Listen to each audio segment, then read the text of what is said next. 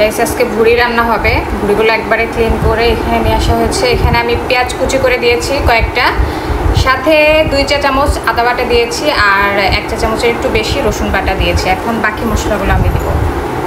খেতে কে কে পছন্দ করেন? অনেকে আছে ভুড়ি পছন্দ করেন, আবার অনেকেরই অনেক বেশি পছন্দ ভুড়িটা।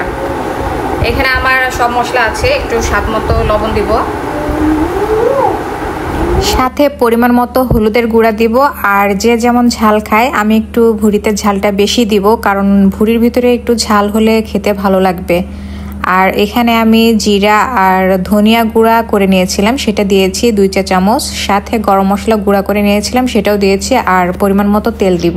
সব মশলা দেওয়ার শেষে আমি ভুড়িটা সুন্দরভাবে হাত দিয়ে মাখিয়ে কড়াইতে কিছুক্ষণ কষাবো। কষানোর শেষে আমি এটা ঝোল দিয়ে প্রেসার কুকারে দিয়ে দিয়েছি। প্রেসার কুকারে যখন সুন্দরভাবে ভুড়িটা নরম হয়ে সিদ্ধ হয়ে আসে, দেন আমি কড়াইতে আবার ভুড়িটা খুব সুন্দরভাবে ভাজি। আর এই ভুড়িটা আজকে খাবো না, 2 দিন ধরে ভাজবো, আজকে আর কালকে। ভাজার শেষে দেন এই ভাজা ভাজা ভুড়িটা ভাত দিয়ে খেতে বেশি ভালো লাগবে। আর এরকম বেশি ঝাল দিয়ে কড়া ভাজা ভুড়ি খেতে কে কে পছন্দ করেন অবশ্যই জানাবেন। সবাই ভালো থাকবেন, সুস্থ থাকবেন। আল্লাহ হাফেজ এন্ড টেক কেয়ার।